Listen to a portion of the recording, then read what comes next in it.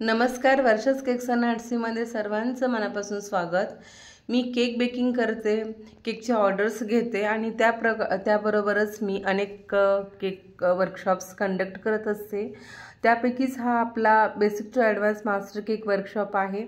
या वर्कशॉपमध्ये मी 10 प्रकारचे latest designs शिकवत असते। तर हा आहे डॉल केक आणि डॉल केक हा सगळा प्रतिमानेच पूर्ण केलेला आहे। याच्यामध्ये मी 300 ग्रॅम प्रीमिक्स वापरलं होतं। ॲक्च्युली अर्धा किलो केकसाठी 200 ग्रॅम प्रीमिक्स वापरतात, पण मी डॉल छान दिसण्यासाठी थोडंसं जास्त प्रीमिक्स घेतलं होतं। आणि हा पूर्णपणे तिने स्ट्रॉबेरी फ्लेवरमध्ये कटिंग, लेयरिंग, सोकिंग आणि फायनल आयसिंग हे तिनेच करून केलेलं होतं। आणि मी फायनल डिझाईन्स फक्त शिकवत आहे स्टुडंट्सला। आणि इथं मी R11 नोझल वापरलेला आहे, जे आपण रोज पेटलसाठी वापरतो। रोज पेटल्समध्ये आपण उलटा सी करत असतो, तेव्हा थिन पार्ट वरती करतो आणि थिक पार्ट खाली करतो। परंतु हे फ्रिल्स बनवताना थिक पार्ट हा वरती करायचा आहे आणि थिन पार्ट हा खाली करायचा आहे। इथे एकच गोष्ट तेवढी लक्षात ठेवायची की आपला थिन पार्ट जो टोकदार पार्ट आहे तो खाली आला पाहिजे।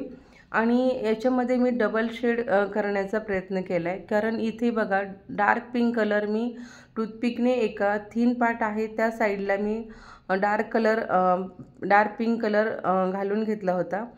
त्यामुळे असं शेडेड होत आहे आणि आपली डॉल ही छान दिसणार आहे। तर यामध्ये असं हे फ्रिल्स बनवल्या आणि हँड्स ऑन प्रॅक्टिस असल्यामुळे हे प्रत्येक स्टुडंटनी एक एक राऊंड बनवलेला आहे। आणि ह्या ज्या फ्रिल्स बनवतो म्हणजे हे नोझल्स किंवा कोणतंही नोझलवर करताना आपल्या क्रीमकडे लक्ष ठेवायचं असतं की आपली क्रीम कशी आहे, ही स्टिफ पीक असली पाहिजे। जर सॉफ्ट असेल किंवा लूज असेल तर अशा फ्रिल्स येत नाहीत, अशी डिझाईन आपल्याला येणार नाही। ही बघा व्यवस्थित स्टिफ पीक होत आहे। आणि जर हार्ड असेल तरी पण आपली ज्या डिझाईन करतो ती चांगली दिसत नाही। त्यामुळे आपली क्रीम ही नेहमी फ्रेश असली पाहिजे आणि व्यवस्थित बीट केलेली असली पाहिजे। तर हे बघा प्रत्येक स्टुडंट 1 बाय 1 येऊन प्रत्येक राऊंड हा करत आहेत, त्याच्यामुळे प्रत्येकाचं प्रॅक्टिस होत आहे। आणि एक प्रकारचं कॉन्फिडन्स येतो की कसं नोझल वर्क करायचं, कसं पायपिंग बॅग पकडायची, किती प्रेशर द्यायचं आणि हे सगळं काही डाऊट्स असतात तुमचे। आणि क्रीम कशी बीट करायची, क्रीम कशी असली पाहिजे, हे सगळे काही डाऊट्स या वर्कशॉपमध्ये क्लिअर होतात। तर असं सगळेजण करत बघा किती आता डार्क कलर यायला लागला आणि अशा प्रकारे हे शेडेड तुम्ही करू शकता।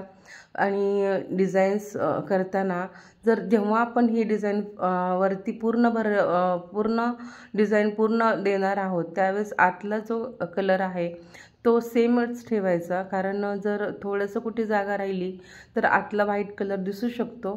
त्यामुळे मी वरून जेव्हा पिंक कलरचं डिझाईन करत होते तेव्हा आतमध्ये सुद्धा मी पिंक कलरनेच त्यांना क्रीम आयसिंग करायला लावली होती, कारण पिंकमध्ये एवढं काही आपल्याला वेगळं वाटणार नाही, म्हणूनच मी हे करायला लावलं होतं।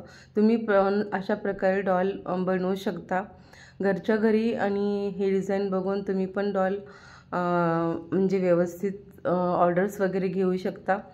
तर हे बघा अशाप्रमाणे मी आता हे सगळं आपलं डॉल पूर्ण झालेली आहे। तर याच्यासाठी तुम्हाला मार्केटमध्ये ज्या डॉल्स मिळतात त्या डॉल्स खरेदी कराव्या लागतील।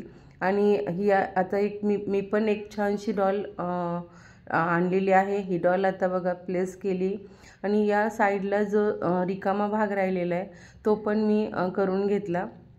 त्यानंतर अजूनच लुक दिसायला लागला छान आणि व्यवस्थित पकडून व्यवस्थित फायनल हे डिझाईन आपल्याला कंप्लीट करायचे केअरफुली आपल्या क्रीमकडे लक्ष देत। आणि जेव्हा वरचा ब्लाऊज मी तयार करायचा होता मला त्यावेळेस मी नोझल चेंज केले।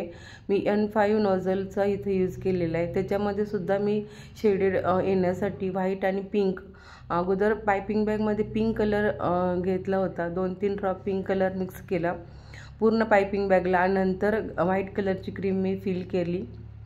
अशा प्रकारे तुम्ही शेडेड क्रीममध्ये किंवा डिझाईनमध्ये शेडिंग देऊ शकता, करू शकता।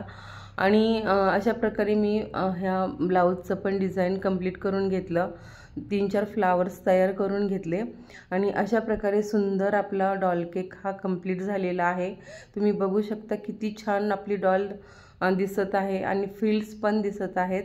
तर तुम्ही माझा व्हिडिओ जर तुम्हाला आवडला असेल तर व्हिडिओला लाईक करा, शेअर करा आणि माझ्या चॅनलवर नवीन असाल तर सबस्क्राईब करा. बेल आयकॉनवरही प्रेस करा की जेणेकरून माझ्या व्हिडिओच्या अपडेट्स, नवीन अपडेट्स तुम्हाला सगळ्यात सुरुवातीला मिळतील. तर हा व्हिडिओ आवडल्यास कमेंट करून नक्की सांगा की तुम्हाला ही डॉल कशी वाटली. तुम्हाला मी जे क्लासमध्ये जे शिकवते स्टुडंट्सला ते कसं वाटलं आणि माझे क्लासेस कसे वाटले. तर चला तर मग नंतर भेटूयात. Bye bye.